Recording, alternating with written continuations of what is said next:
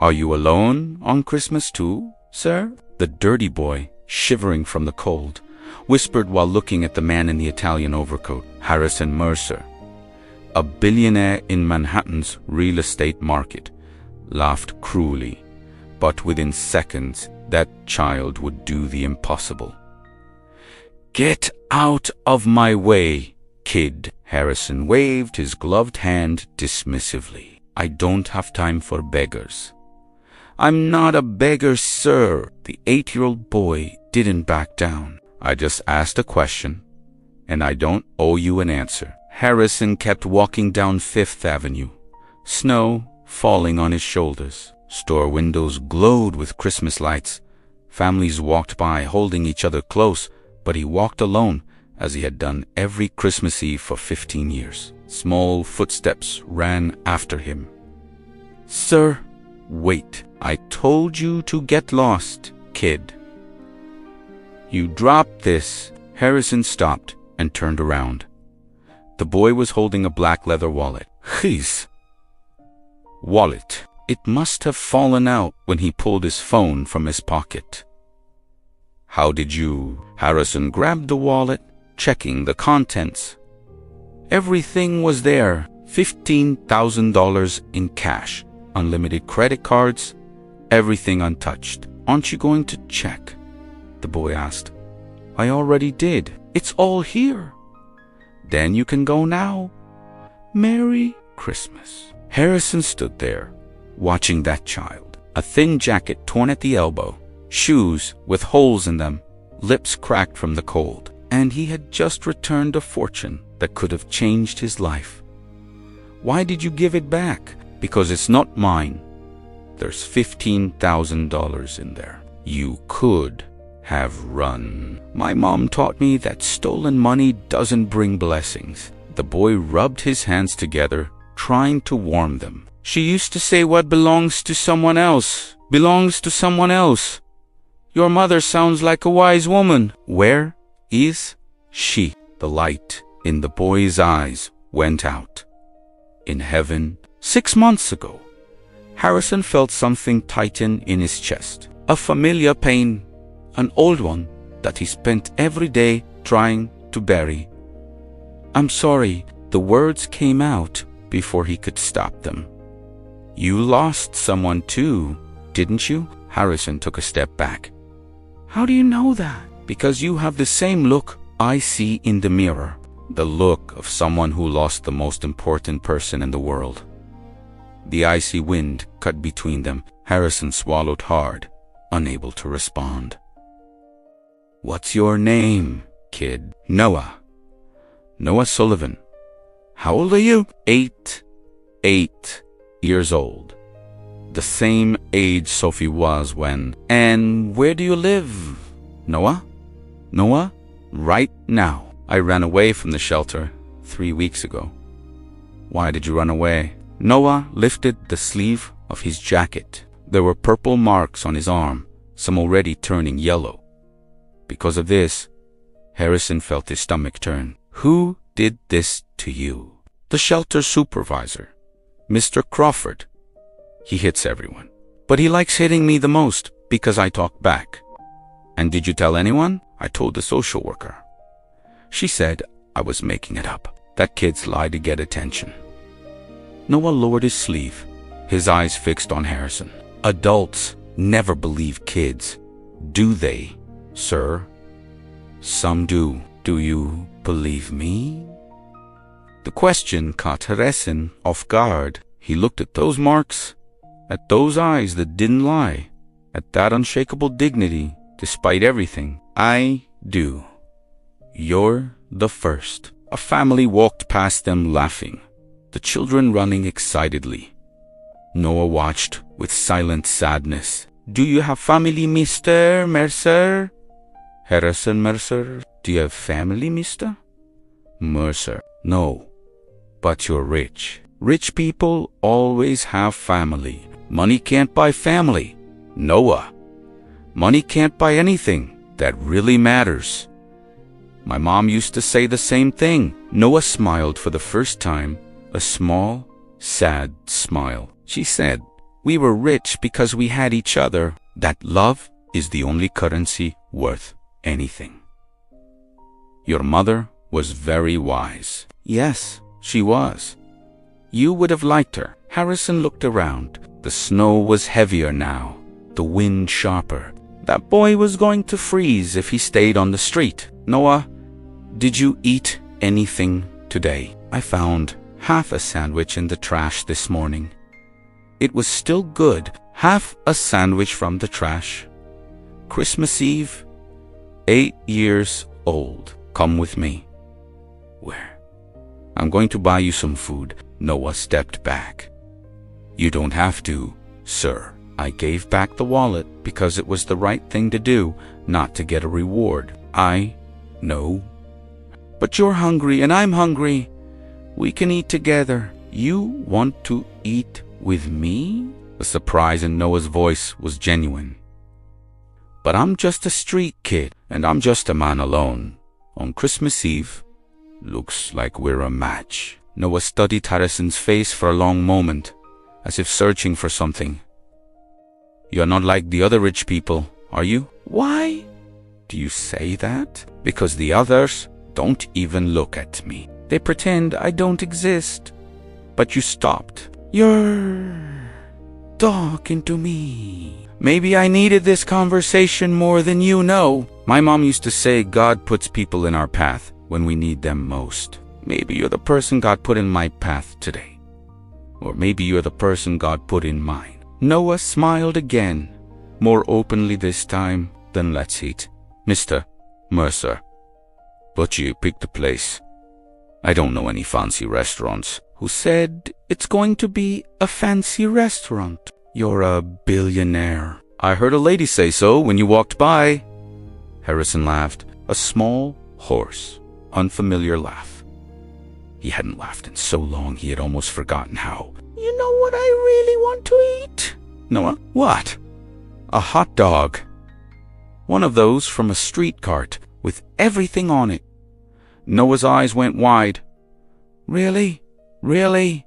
Let's go. They started walking together, the billionaire and the street kid, side by side in the Manhattan snow. And neither of them knew that this night would change their lives forever, because fate had plans that not even Harrison, Mercer, with all his billions, could buy or control. The hot dog cart was on the corner of 53rd and Madison. The vendor, a man in his 60s, wearing a red Christmas hat, widened his eyes when he saw Harrison Mercer approaching. Mr. Mercer, you here? You know me, Tony. Everyone knows you, sir. Your face is on every building in this city. Tony looked at Noah with curiosity. And who's this young man? My friend Noah. Harrison answered without hesitation. 2 hot dogs with the works. Everything on them. Noah froze. You called me your friend? I did? Is that a problem? No, it's been a long time since anyone called me that. Tony prepared the hot dogs with special care. He handed them over and refused payment. Christmas gift, Mr. Mercer. Merry Christmas to you and the little one, Harrison insisted. But Tony wouldn't accept. They sat on a nearby bench, snow falling gently around them. Noah took his first bite and closed his eyes. This is the most delicious thing I've ever eaten in my life. Better than $100 plate at a restaurant. $100. Noah almost choked. There is food that costs $100. There is, but it's not better than this. They ate in silence for a few minutes. Harrison watched the boy devour the hot dog as if it were his last meal. Noah, can I ask you something? Sure. What was your mom like? Noah's eyes lit up, not with sadness, but with love. She was the most beautiful person in the world. She had long brown hair and green eyes. She worked 2 jobs to pay for our apartment. She came home tired every day, but she always had energy to tell me a story before bed. What kind of stories? Stories she made up about a boy who had superpowers and saved the world. She said I was that boy, that one day I was going to do incredible things. Harrison felt his chest tighten. And what happened to her? Cancer. The word came out small, almost a whisper.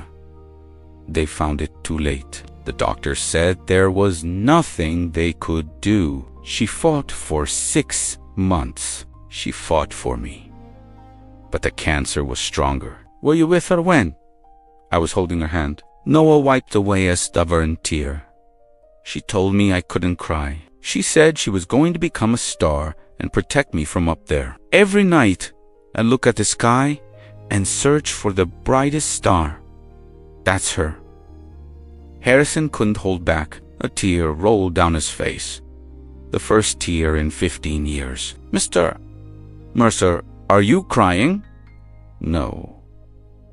He lied, quickly wiping his face. Yes, you are. It's okay. My mom said a man who cries is a real man, that only cowards hide their pain.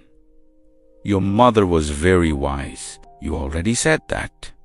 Because it's true. Noah finished his hot dog and wiped his hands on his pants. Now it's your turn. My turn. For what to tell me? Who did you lose? Harrison stayed silent. Nobody asked him that. People pretended they didn't know, that they didn't remember. But this boy had no filter. My daughter, Sophie. How old was she? 8, like you. Noah's eyes went wide. Really? Really? What happened to her? Harrison took a deep breath. The words he never said out loud. Car accident. 15 years ago, Christmas Eve. My wife was driving. They hit a truck head-on. They both died instantly. Your wife too, Clara. Her name was Clara. So you lost the 2 people you loved most on the same day, in the same second. Noah was quiet for a moment. Then, without asking permission, he moved closer and rested his head against Harrison's arm. I'm sorry, Mr. Mercer. Now I understand why you're alone on Christmas. Harrison wanted to push the boy away, wanted to rebuild his walls, wanted to go back to being the cold man everyone knew. But he couldn't. I was driving right behind them, Harrison continued, the words pouring out like a dam finally breaking. I saw everything happen. I saw the truck coming. I honked. I flashed my lights, but Clara didn't see it. The impact. I saw her car fly. I was the first one at the accident. Sophie was still alive. For 2 minutes, she died in my arms. Noah lifted his head. Did she say anything? She said, Daddy, I love you. And she closed her eyes. So, the last thing she said was that she loved you. Yes. That's beautiful, Mr. Mesa. Sad but beautiful. She left, knowing she was loved. My mom did too. I think that's the best way to go. Harrison looked at this 8-year-old boy, dirty, bruised, abandoned, and wondered how someone so small could be so wise. How do you do it, Noah? Do what? Keep going. After losing everything, because my mom made me promise. She said I couldn't give up, that I had to live for both of us. And I always keep my promises. Harrison felt something stir inside him, something that had been dead for 15 years. Noah, where are you going to sleep tonight? There's a spot under the bridge at 42nd. It's not too cold if you wrap yourself up right. No, what? You're not sleeping under a bridge on Christmas Eve. Noah stared at him, confused. Then where am I going to sleep? Harrison stood up, extending his hand to the boy. At my house. You're joking. I never joke. But you just met me an hour ago. And in that 1 hour, you made me feel more than I've felt in the last 15 years. Come on, Noah. Just for tonight. Tomorrow, we'll figure out what to do. Noah looked at Harrison's outstretched hand, a hand that represented everything he didn't have. Safety, protection, hope. Do you promise you won't hurt me? The question broke Harrison's heart. I promise, Noah. I will never hurt you. Noah took Harrison's hand, and in that moment, beneath the Manhattan snow, two broken souls began to rebuild themselves together. Harrison's car, a black Bentley, was parked 2 blocks away. When Noah saw the vehicle, he stopped walking. That's yours. It is. It looks like a car from a movie. Get in. It's warm inside. Noah hesitated at the door. Mr. Mercer, I'm really dirty. I'll ruin the seat. Seats can be cleaned. Get in before you freeze. Noah got in slowly, touching the leather with reverence. Harrison turned on the heater, and the boy sighed with relief. This is so warm. Put your seatbelt on. While driving through the illuminated city, Harrison called his housekeeper. Dorothy, prepare the guest room. I have a visitor. A visitor, sir. On Christmas Eve. Who? You'll see when we get there. He hung up before she could ask more questions. Noah watched the streets through the window, his eyes wide at every Christmas decoration. Mr. Mercer, is it true that you own 47 buildings? Who told you that? I know how to read. I used to see you in the newspapers. They used to line the boxers at the shelter. It said you're one of the richest men in New York. Money doesn't mean anything, Noah. It means food. It means a home. It means not sleeping in the cold. Harrison gripped the steering wheel. The boy was right. You're very smart for 8 years old. My mom used to say, poverty makes you grow up fast. They arrived at the Upper East Side, one of the most expensive areas in Manhattan. Harrison's mansion took up an entire block. Iron gates opened automatically. Noah held his breath. You live here? I do. Alone with Dorothy, my housekeeper. And some stuff. This isn't a house. It's a castle. Harrison parked in the garage, where 6 other luxury cars waited. Noah looked at each one of them. Jaw dropped. Mr. Mercer, why do you have so many cars if you can only drive one at a time? The question was simple, but it carried a truth Harrison had never considered. I don't know, Noah. I guess I never thought about it. They entered through the side door. The interior of the mansion was even more impressive than the exterior. Crystal chandeliers, marble staircases, paintings worth millions. Dorothy appeared in the hallway, a woman with white hair and an impeccable apron. When she saw Noah, she put her hand to her chest. My God, Mr. Mercer, who is this child? Dorothy, this is Noah. He's going to spend the night with us. But Dorothy came closer, seeing the dirty clothes, the bruisers. Sir, this child needs medical attention. I know. Can you prepare a hot bath and see if you can find some clothes that fit him? Whose clothes, sir? Harrison swallowed hard.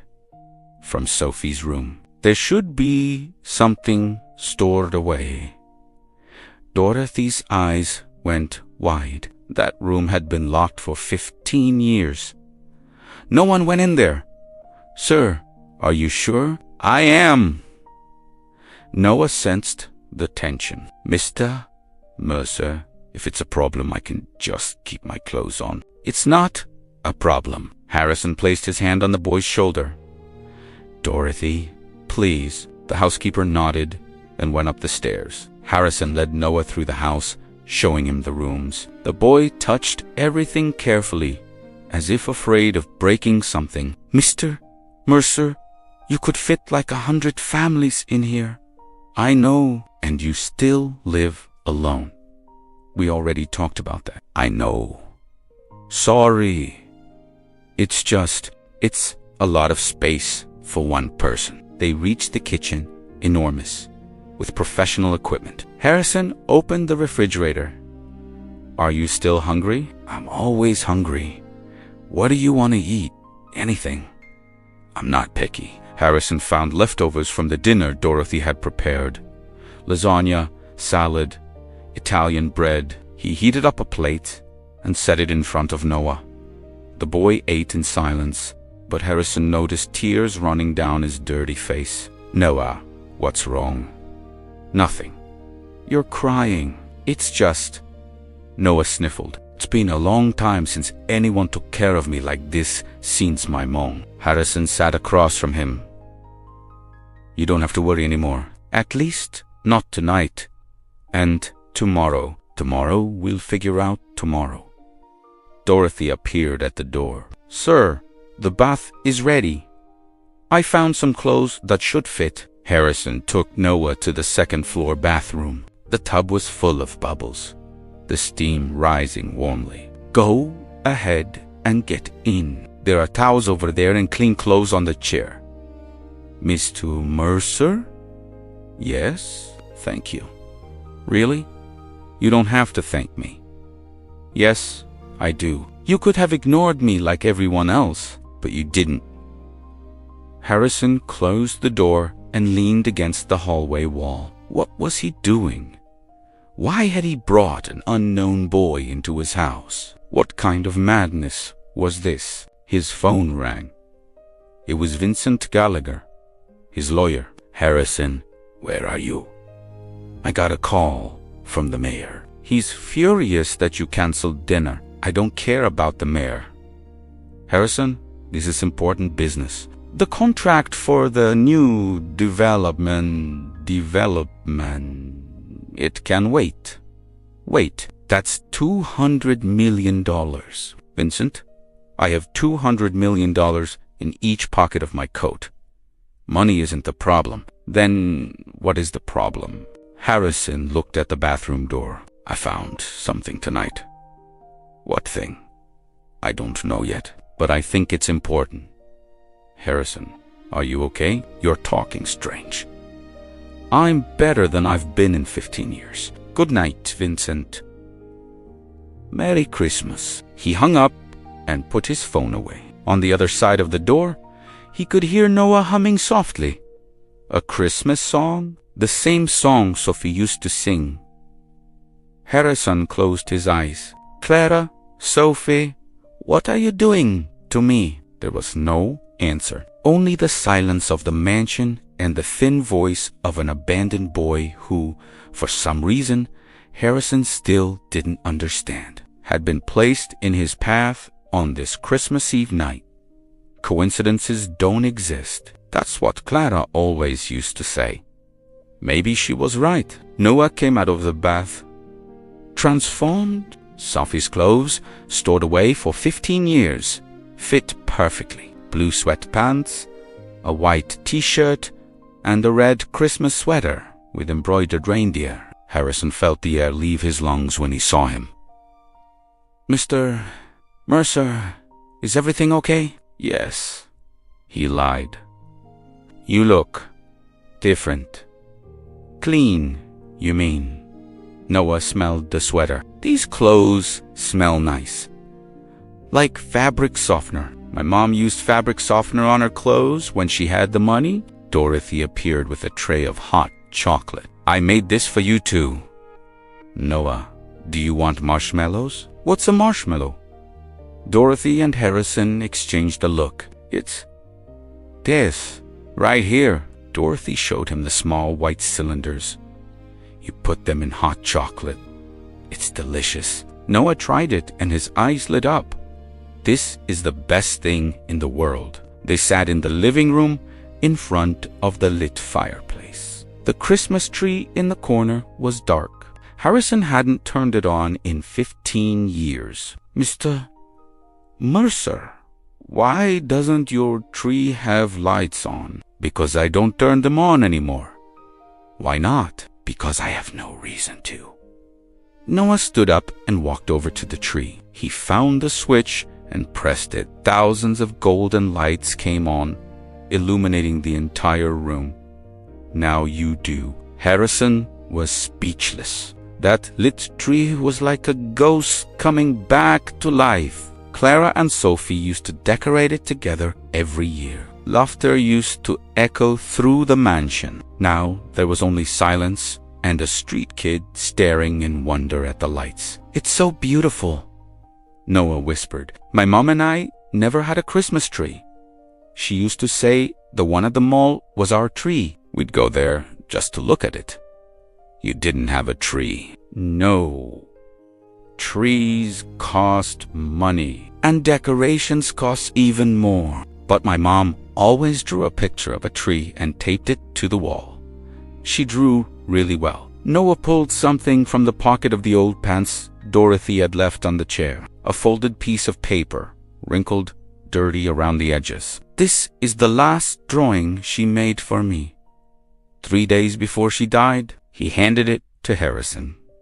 It was a simple drawing, made with colored pencils. A Christmas tree with 2 figures underneath, one bigger and one smaller, and a star on top with the word Mom written inside. She said she was going to be our star, that she would protect me forever.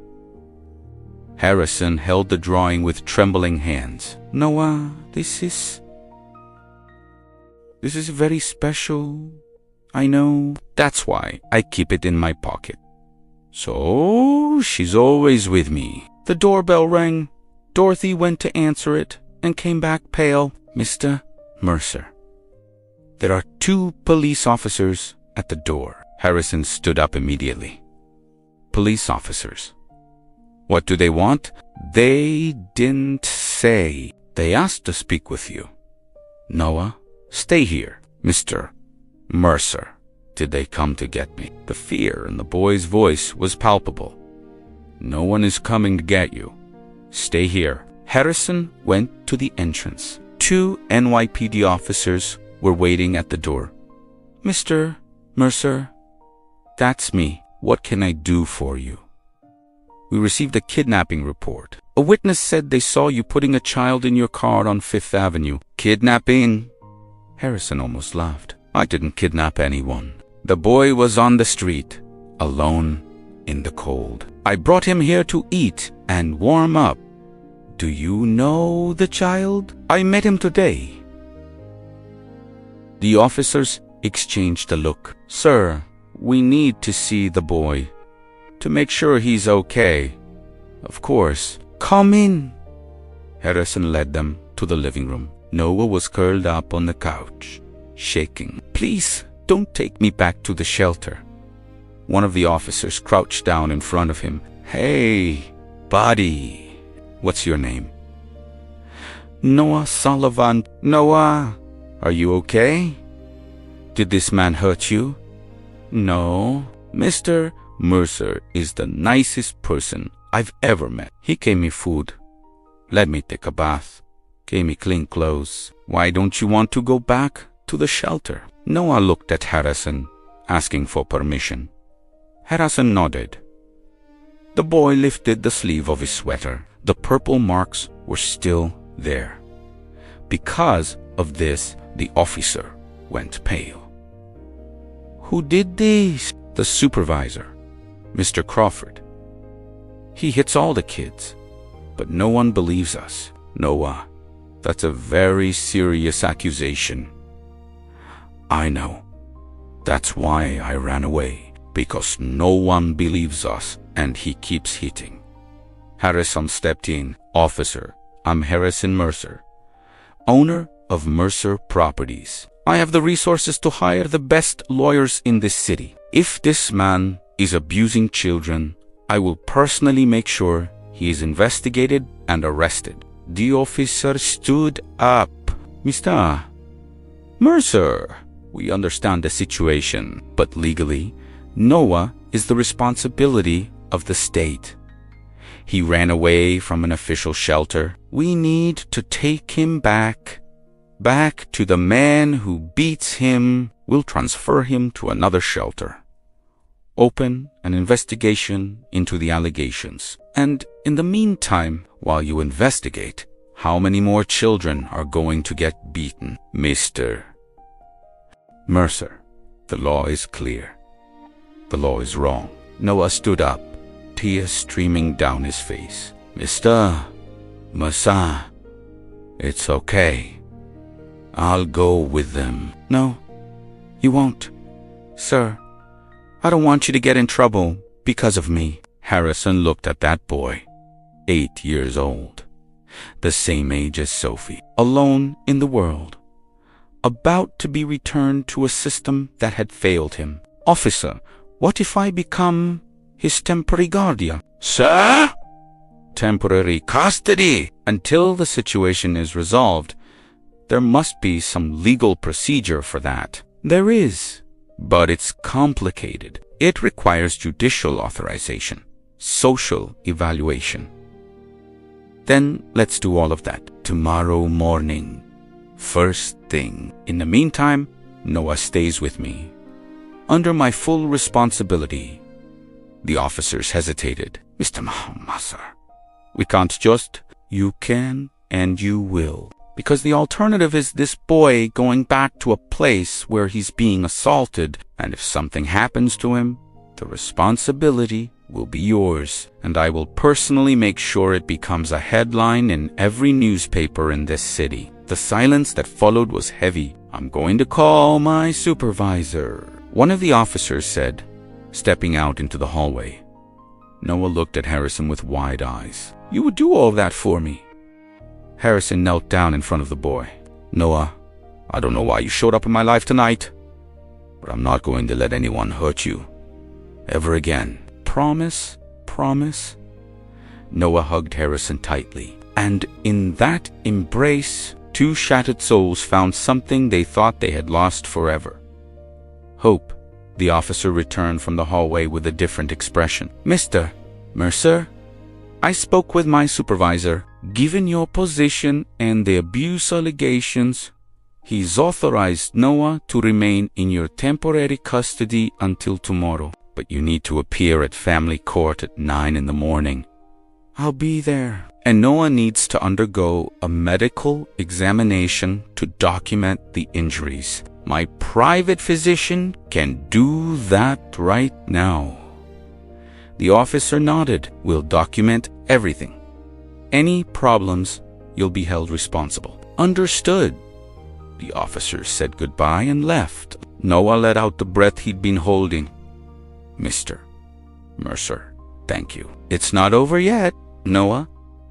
Tomorrow is going to be a hard day." "I know. But at least tonight I won't sleep in the cold." Harrison called his private physician, Dr. Reynolds, who arrived in 40 minutes. He examined Noah in the living room, documenting every bruise, every mark, every scar. "Harrison, this is serious," the doctor said quietly. "This boy has been systematically abused. Some injuries are recent, others are weeks old. I'll prepare a complete report. Make 2 copies, one for the court, another for the press. You're going to expose this publicly. If it's necessary to protect this boy and the other children in that shelter, I'll tear down the entire system." Dr. Reynolds finished the examination and said goodbye. Dorothy took Noah to the guest room. "Mr. Mercer, can I see where I'm going to sleep?"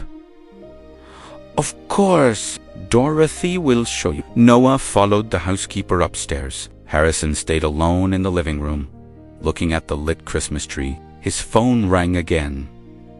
It was Vincent. "Harrison, what the hell is going on?" "I got a call from the police asking about you." It's a long story. I'm coming over. Vincent, it's Christmas Eve. And you're apparently getting involved in something that could destroy your reputation. I'm coming. He hung up before Harrison could protest. 20 minutes later, Vincent Gallagher walked through the door, still wearing the tuxedo from the event he'd left. Tell me everything from the beginning. Harrison told him. The encounter on the street, the returned wallet, the hot dog, the marks of abuse, the police visit. Vincent listened in silence, his face growing paler with each detail. Harrison, have you lost your mind? Why? Why did you bring an unknown minor into your home? Do you know how this could look? I don't care how it looks. I care about what it is. And what is it? An 8-year-old boy who's been abandoned by the system, who gets beaten every day, who has no one in the world, and you decided to be his savior. I decided to do what's right.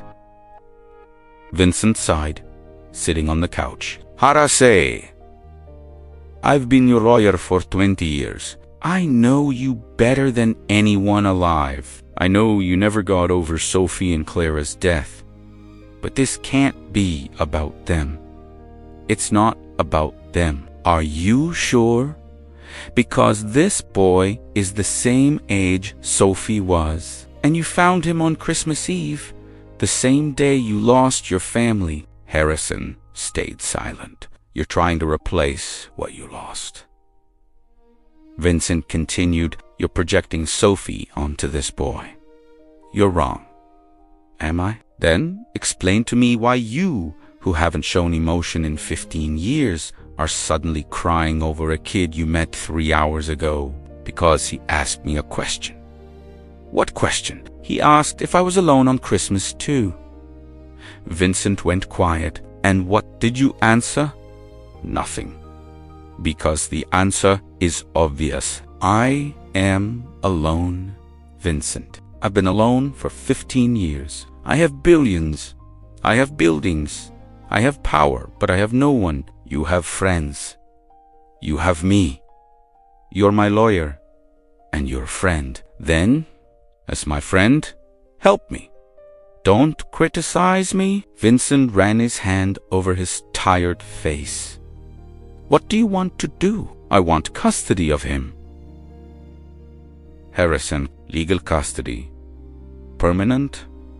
I want to adopt this boy. You met him 3 hours ago. How much time do you need to know something is right? More than 3 hours. Harrison stood up, walking to the window. Vincent, my daughter, died in my arms. Her last words were, Daddy, I love you. I spent 15 years trying to forget that. I worked 20 hours a day. I built an empire. I made more money than I could spend in 10 lifetimes. And you know what I discovered? What? That none of it matters. None of it. F.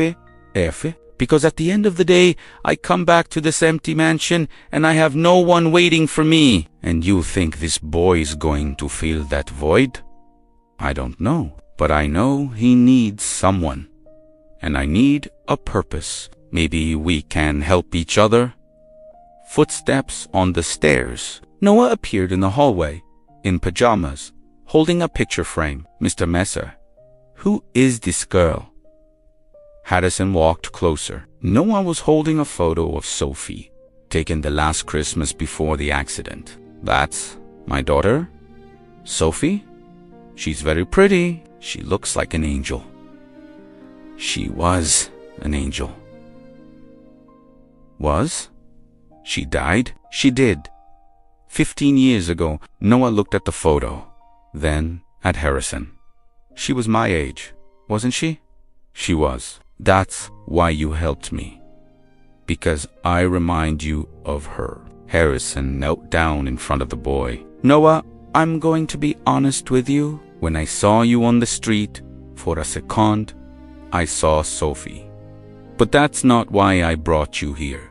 Then, why? Because you asked me a question that no one had the courage to ask in 15 years. You really saw me, and that meant more than you can imagine. Noah placed the photo against Harrison's chest. She's happy, Mr. Mercer. How do you know? Because she sent me to find you. She's the one who made me return your wallet. I was going to keep the money, but something told me to give it back. I think it was her. Harrison felt the tears roll down his face. Noah, she wants you to be happy again. I can feel it. Vincent watched the scene in silence, and in that moment, he understood that there was no legal argument that could compete with what was happening there. Fate had brought those two souls together, and no one could separate them. On Christmas morning, Harrison woke up to a smell he hadn't experienced in 15 years. Fried bacon, scrambled eggs, fresh coffee. He came down the stairs, still in his robe, and found a scene that made him stop halfway. Noah was in the kitchen, wearing an apron, helping Dorothy prepare breakfast. A little more salt, Noah? That's it. Perfect. Dorothy, is this okay? It's wonderful. You have a knack for cooking. My mom taught me. We used to cook together every Sunday. Harrison cleared his throat. They both turned around. Good morning, Mr. Mercer. Noah smiled radiantly. Merry Christmas. Merry Christmas, Noah. What's going on here? I'm making you breakfast to say thank you. You don't have to thank me for anything. Yes, I do. You gave me the best Christmas Eve of my life. Dorothy wiped away a discreet tear. Mr. Mercer, this boy woke up at 6 in the morning, asking to help. He said he wanted to repay the kindness. Harrison sat at the kitchen table. Noah brought a full plate and set it in front of him. Try it. If it's bad, it's my fault. If it's good, it's Dorothy's fault. Harrison took his first bite. The eggs were perfect. It's delicious, Noah. Really, really. You have talent. Noah's smile lit up the entire kitchen. They ate together, talking about everything and nothing. Dorothy watched them both with a sparkle in her eyes that Harrison had UNCN in a long time. At 8:30, Vincent arrived with a folder full of documents. Harrison, we need to talk before we go to court. Noah, can you go play in the living room for a bit? Mr. Mercer, I don't know how to play. I don't have any toys.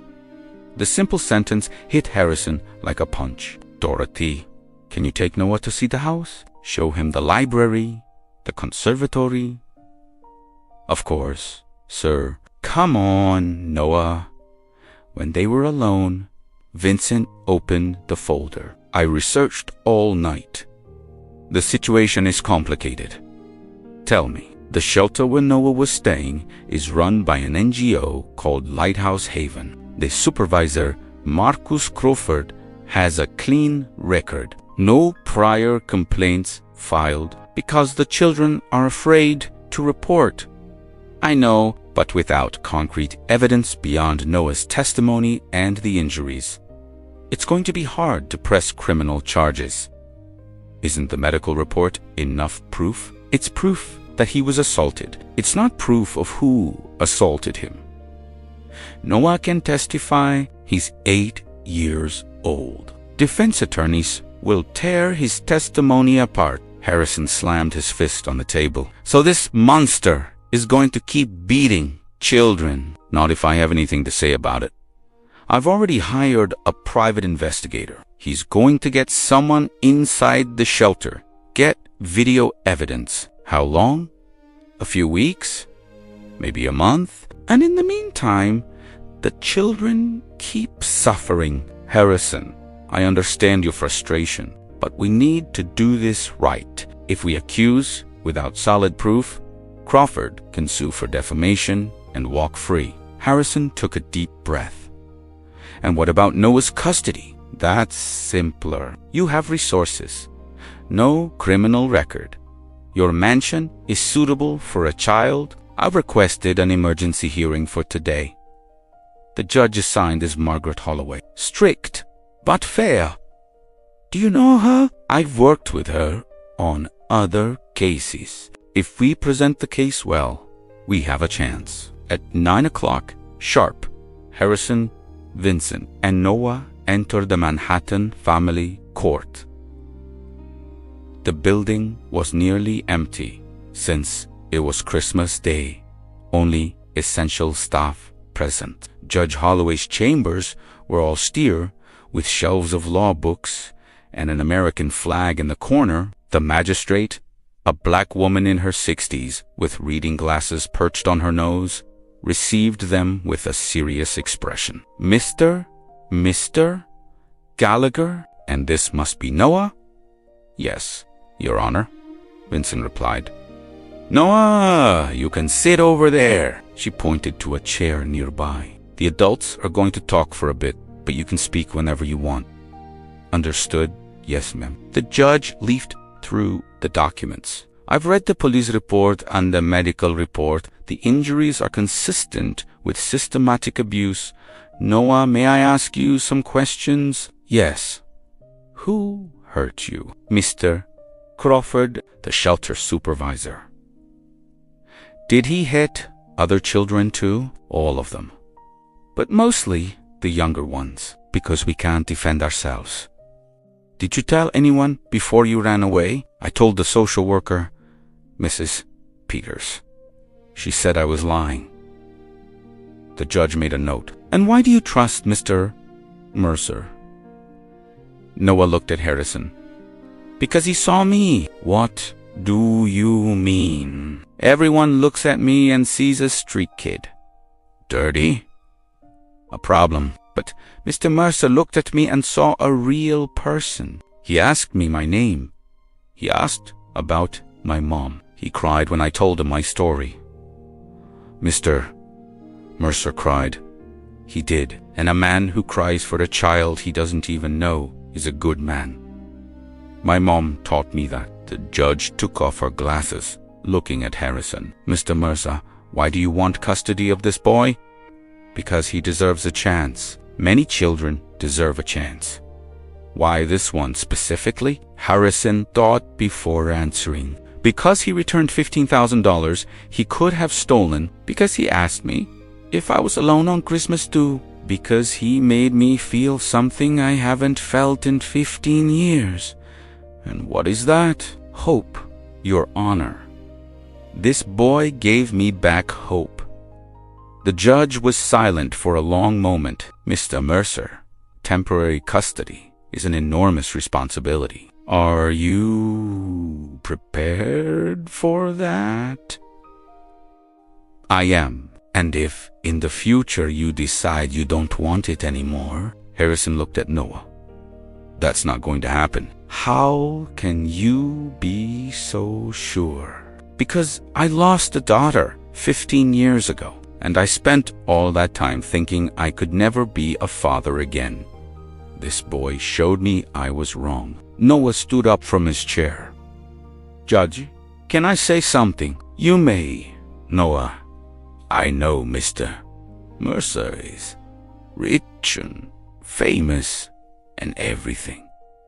But that's not why I want to stay with him. It's because he made me feel safe. And it's been a long time since I felt safe. Judge Holloway closed the folder. Temporary custody granted for 90 days. During that period, there will be visits from social workers to evaluate the adjustment. Mr. Mercer, don't disappoint me. I won't, Your Honor. Noah ran and hugged Harrison tightly. Thank you, Mr. Mercer. Thank you. You don't have to call me Mr. Mercer. Then, what do I call you? Harrison felt his heart overflow. You can call me Harrison. Or, if you want, you can call me Dad. The following weeks were a period of adjustment. Noah had nightmares almost every night, waking up screaming, drenched in cold sweat. Harrison would run to his room and stay until the boy fell asleep again. "Sorry for waking you up again," Noah said on one of those nights, his eyes still wet. "You don't have to apologize. I'm here for that. You're not going to give up on me?" "Never." "Promise." "I promise, Noah. As many times as you need, I'll promise." Harrison hired a child psychologist, Dr. Vivian Hartley, to work with Noah. The sessions took place 3 times a week at the mansion. "He has severe trauma," the doctor explained to Harrison after the first week. "Not just from losing his mother, but from the months of abuse at the shelter. It's going to take time." "How much time?" "There's no timeline for healing the soul, Mr. Mercer. But he's making progress. He talks about you a lot." "What does he say?" "That you're the first adult who keeps his promises." That's huge for a child who's been abandoned and betrayed so many times. Harrison changed too. He reduced his hours at the office, delegated meetings, canceled trips. For the first time in 15 years, he had something more important than money. "Harrison, you're different," Vincent observed during a business lunch. "Different how? Lighter? More human?" "How long has it been since you yelled at anyone?" Harrison thought about it. "About 3 weeks. Exactly. Since Noah arrived. He teaches me more than I teach him." "What do you mean?" "Yesterday, he asked me why I work so much if I already have more money than I can spend. I couldn't answer." Vincent laughed. "Kids are brutally honest." "They are. And sometimes honesty hurts." Noah started attending a private school on the Upper East Side. On his first day, Harrison drove him personally. "Are you nervous?" he asked in the car. "A little. What if nobody likes me?" "Why wouldn't they?" "Because I'm different. I was a street kid. They'll know." "Noah, look at me." The boy obeyed. "You're the bravest person I know. You face things most adults never would. If someone doesn't like you, that's their problem, not yours." "Do you really believe that?" "With all my heart." Noah hugged Harrison before getting out of the car. "I love you, Harrison." It was the first time he'd said it. Harrison felt his chest burst. "I love you too, Noah." At school, things weren't easy at first. Some kids mocked Noah for not knowing basic things. They knew video games, movies, vacation destinations. "You've never been to Disney?" a boy named Preston asked with disdain. "No. Never been on an airplane." "No. What did you do then?" "Survived." The answer silenced Preston, but it didn't stop the whispers and stares. One afternoon, Noah came home with a black eye. "What happened?" Harrison knelt in front of him, examining the injury. "Nothing." "Noah, don't lie to me." "Who did?" "There's a boy at school." "Preston Whitmore." "Why?" "Because I said my mom died and he said it was a lie." He said, "I made it up for attention." Harrison felt anger boiling inside him. "And did you hit him?" "No. I never hit anyone." "He hit me when I wouldn't apologize for lying." "You did the right thing not hitting back, but you should have told a teacher." "Teachers don't believe kids, Harrison." "I already learned that." The sentence hurt more than the black eye. The next day, Harrison went to the school. He met with the principal, the teachers, and Preston's parents. He didn't yell, didn't threaten. He simply showed photos of Noah S., Mother S., death certificate, and the medical report of the abuse at the shelter.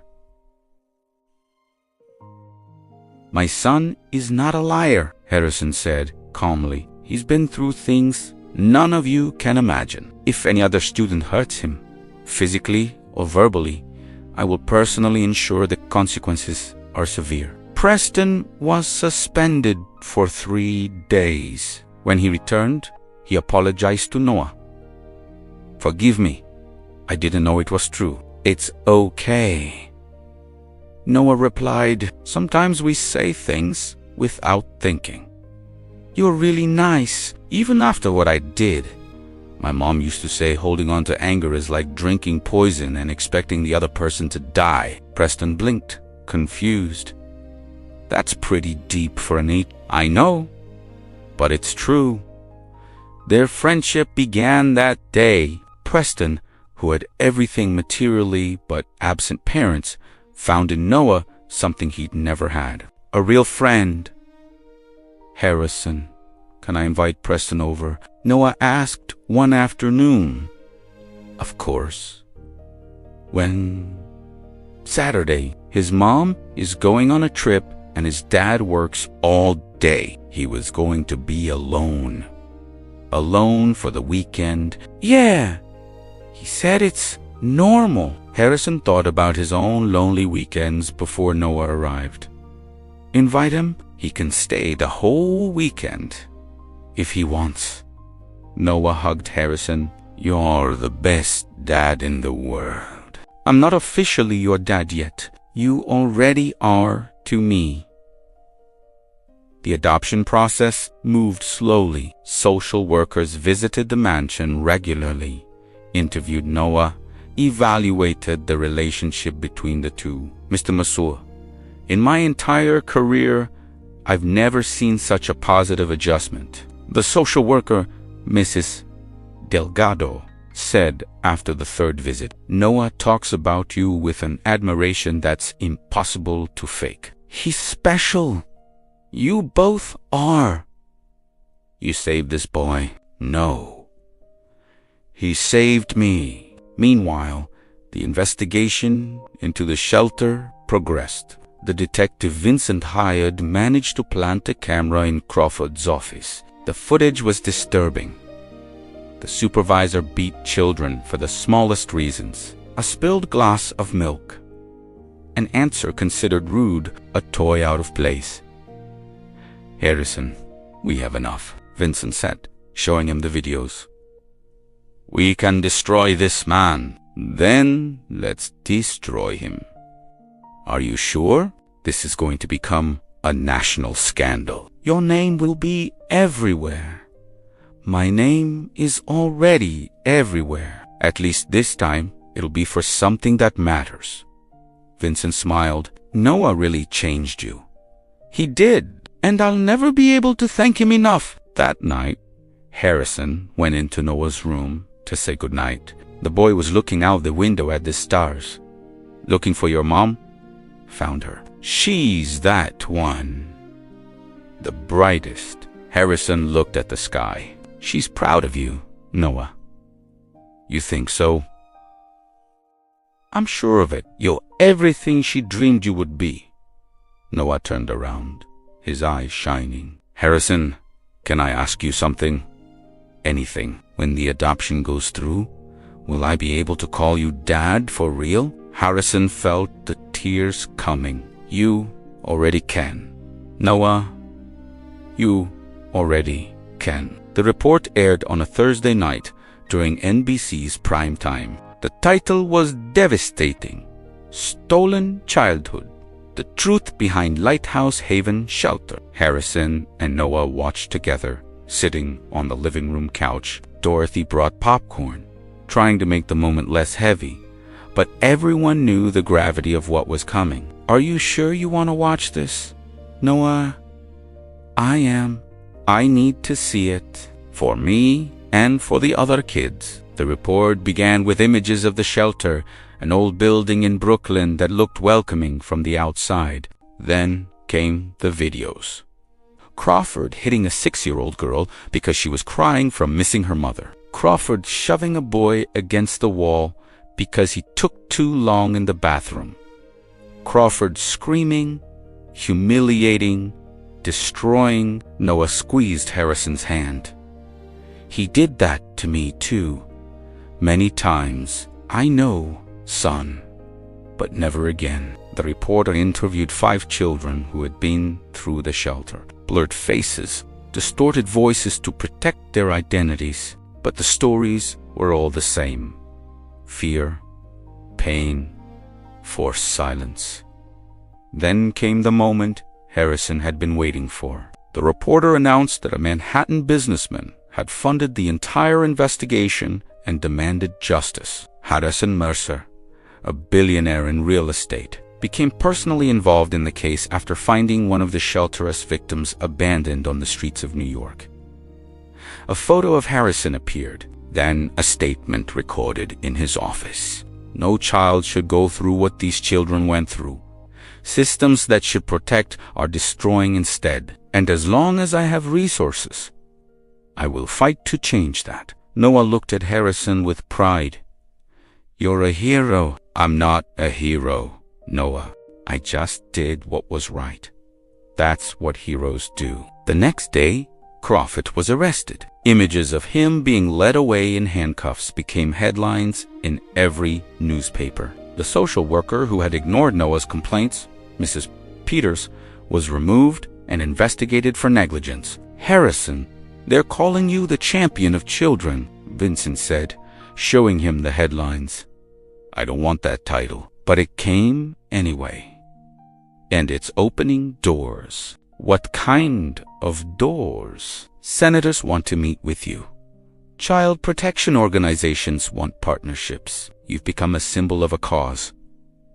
Harrison thought for a moment, if it helps more children, then it's worth it. 2 weeks later, Harrison was invited to speak before Congress about reforms to the shelter system.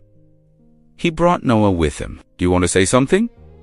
Harrison asked on the plane to Washington. Can I?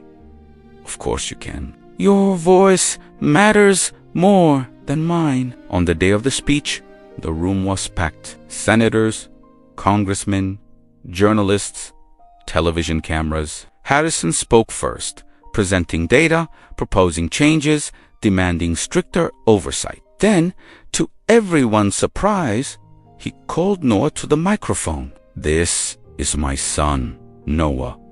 He has something to say. Noah climbed up to the podium, too small to reach the microphone. An aide brought a step stool.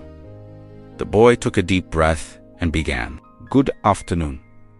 My name is Noah Sullivan Mercer.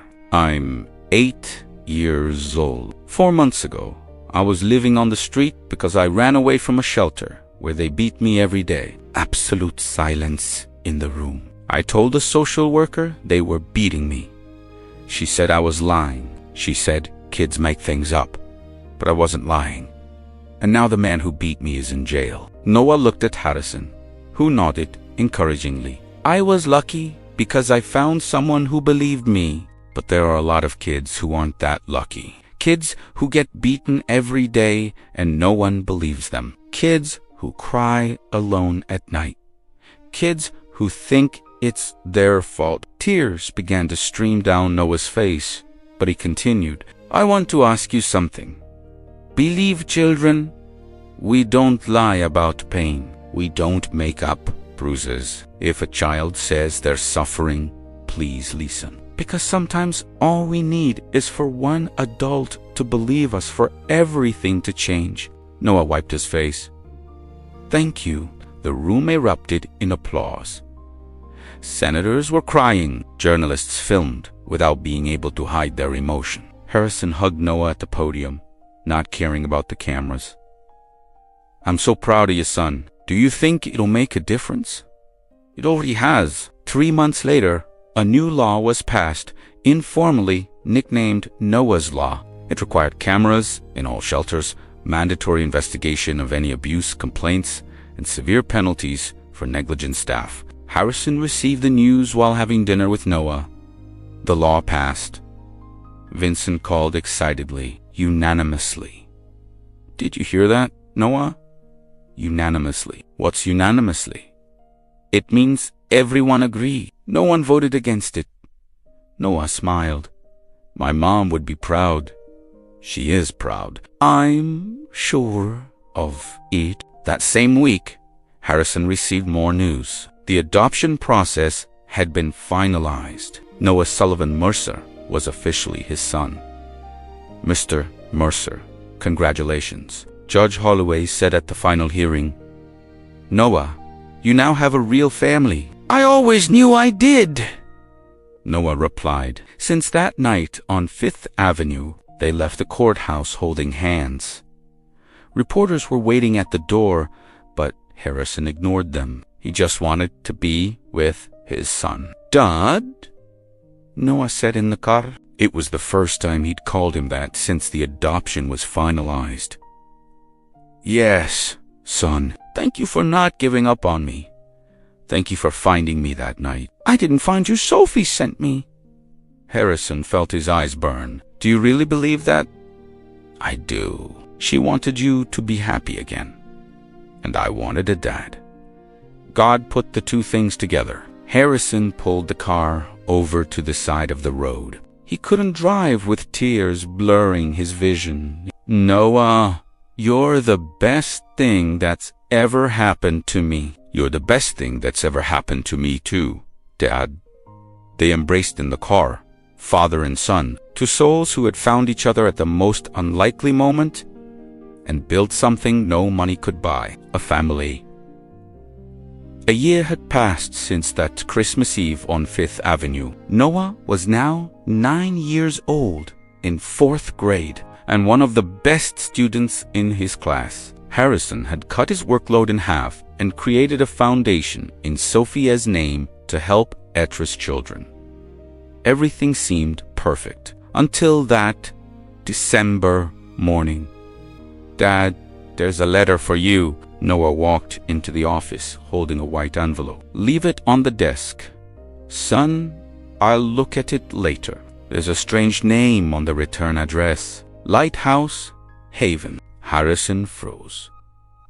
The shelter Noah had run away from. Give me that. He opened the envelope with trembling hands. It was a formal letter, signed by lawyers. What does it say, Dad?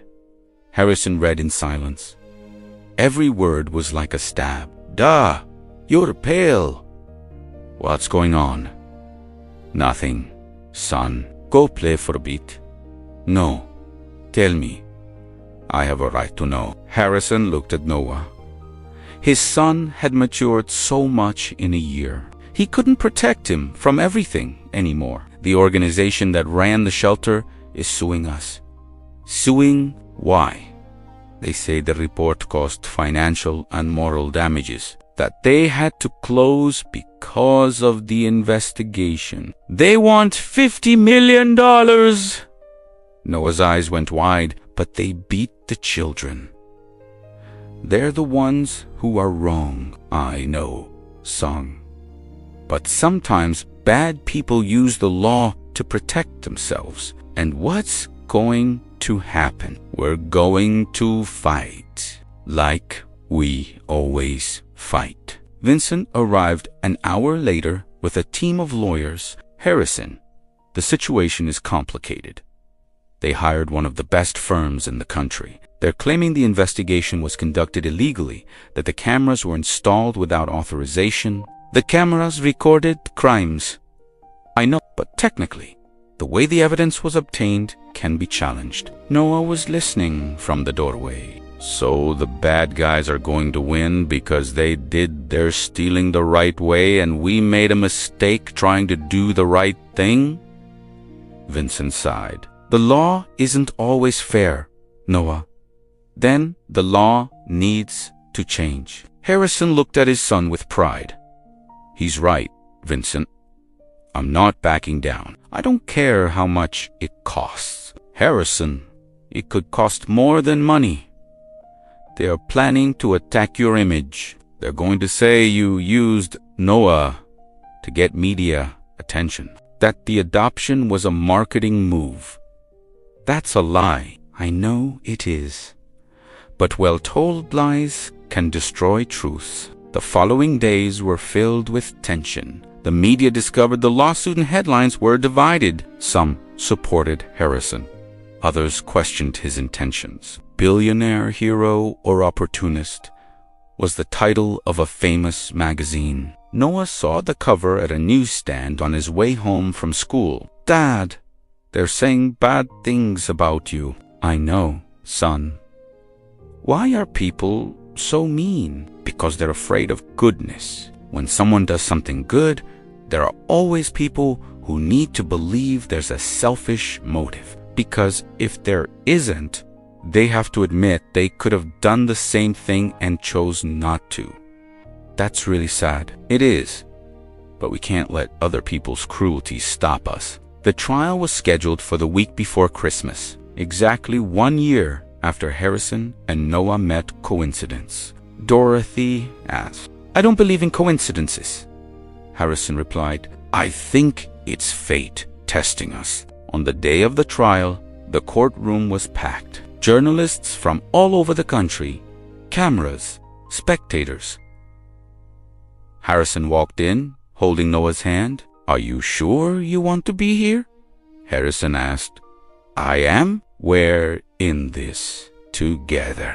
The organization's lawyer, a man named Bernard Fitzgerald, was relentless. He presented documents, questioned the legality of the recordings, painted Harrison as a manipulative billionaire who used a vulnerable child to clean up his image. "Mr. Mercer is a man who has everything," Fitzgerald told the jury. Money, power, influence. What more could he want?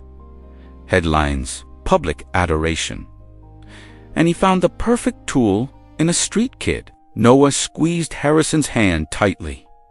"That's a lie," he whispered. "I know, son, stay calm." When it was Vincent's turn, he presented the abuse videos again. He showed Noah's medical report. He brought witnesses, other children who had suffered at the shelter. But the decisive moment came when Noah asked to speak.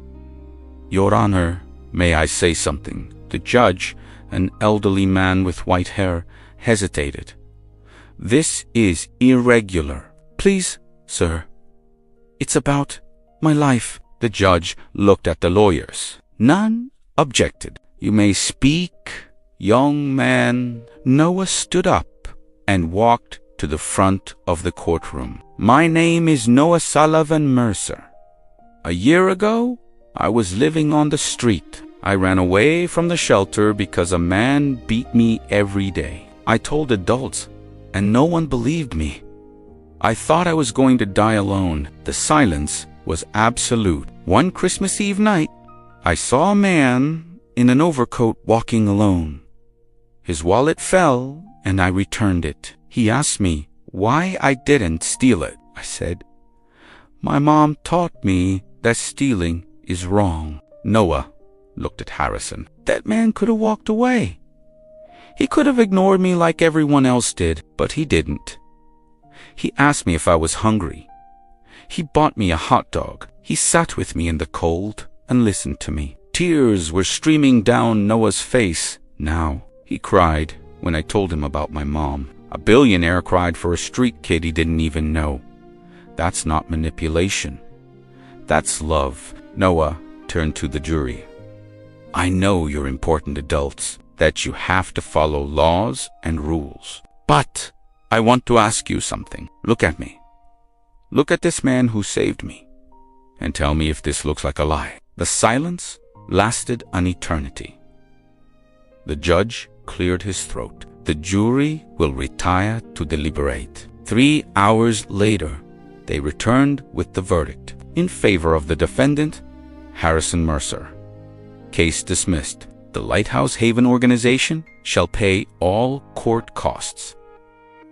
The courtroom erupted. Harrison hugged Noah, crying, "We won, Dad. We won." "No, son, you won. You saved us. We saved each other." Like always, outside the courthouse, journalists surrounded them. "Mr. Mercer, how do you feel right now?" Harrison looked at Noah and smiled. I feel that, loved one, and that my son is the bravest boy in the world. 10 years later, Noah was 19 years old. He was in his second year of law school at Harvard on a full merit scholarship. His dream was to become a children's rights attorney. Harrison, at 62, had retired from business. He dedicated all his time to the Sophie Foundation, which had already rescued more than 3,000 children from abusive situations across the country. It was Christmas Eve again. Dad, are you ready? Noah adjusted his tie in the bedroom mirror. Almost. This knot never comes out. Noah came over and lovingly straightened his father's tie. Nervous? A little. Harrison admitted, I don't like speeches. You've spoken before Congress. That was different.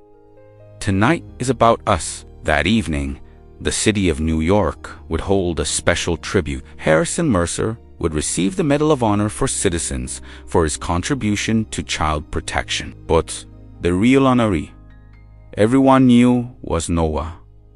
The event took place at Lincoln Center, packed with officials, business leaders, journalists, and most importantly, children. Hundreds of children who had been helped by the Sophie Foundation over the years. Dad, look at this. Noah pointed to the audience. It's all of them. Harrison felt his heart tighten. Faces of all ages. Children who had arrived, hurt, scared, without hope. Now they were smiling, studying, had families. All of this started with you, son. No.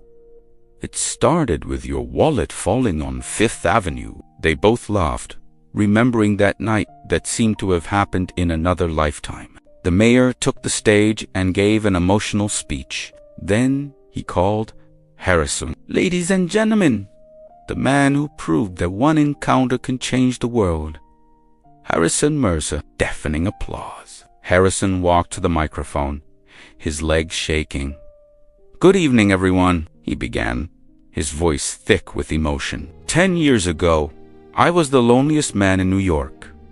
I had billions in my account and no reason to live. My wife and daughter had died 15 years before, and I had died along with them. Absolute silence in the audience. One Christmas Eve, walking down Fifth Avenue, a dirty boy shivering from the cold asked me a question that changed everything. He asked, Are you alone on Christmas too, sir? Harrison looked at Noah in the front row. That boy saw me. He didn't see the billionaire, didn't see the powerful businessman. He saw a broken man who needed help just as much as he did. And he offered me the most valuable thing he had, his company. Tears began to fall. Noah, son, can you come up here? Noah climbed onto the stage, his eyes already wet. This is my son, Noah Solvan Mercer, the bravest, most honest, and most loving person I've ever known. He taught me that family isn't blood. It's a choice. It's being present. It's not giving up. Harrison pulled something from his pocket, a small velvet box. Noah, I've kept this for 10 years, waiting for the right moment. He opened the box. Inside was an antique pocket watch. This watch belonged to my father. He gave it to me when I turned 21. He said it was for me to give to my son when he became a real man. Noah took the watch with trembling hands. I thought I would never be able to do this. I thought I had lost my chance when Sophie died. But you proved me wrong. You are my son, in every way that matters. And I am prouder of you than words can express. Noah hugged Harrison on stage. The entire audience was crying, Dad, can I say something? Of course, son. Noah approached the microphone. When my mom died, she made me promise I would find happiness, that I wouldn't let the pain destroy me. For a long time, I thought it was impossible. But then I found this man. He looked at Harasan. He gave me a home. He gave me an education. He gave me love. But most importantly, he gave me hope. He showed me that there are still good people in the world, that it's worth going on. Noah pulled something from his own pocket, the yalot drawing his mother had made before she died. The Christmas tree with 2 figures and a star with the word Mom. My mom drew this 3 days before she died. She said she would be my star, that she would protect me from up above. And I believe she kept her promise, because she's the one who guided me to my dad that night. Noah placed the drawing in Harrison's hands. Dad, I want you to keep this, because now Sophie and Clara are my stars too. And my mom is yours as well. We're a family, complete, forever. Harrison held the drawing against his chest, sobbing, I love you, son. I love you, Dad. The audience rose in a standing ovation. Applause that lasted a full 5 minutes. That night, after the ceremony, Harrison and Noah walked down 5th Avenue. Snow was falling gently. Store windows glowed.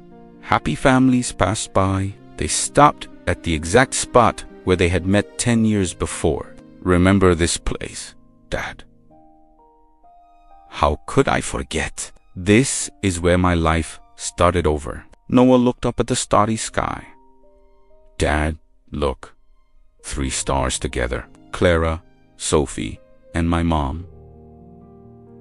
They're watching us.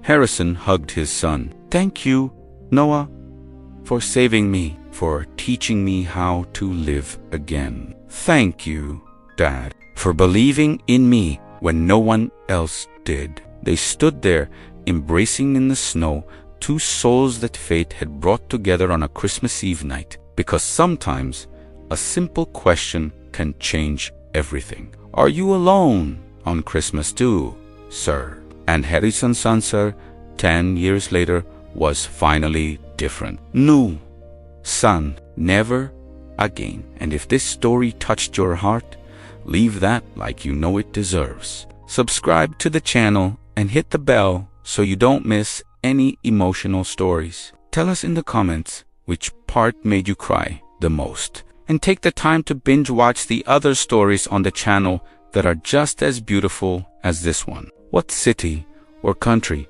are you watching from? Let us know in the comments.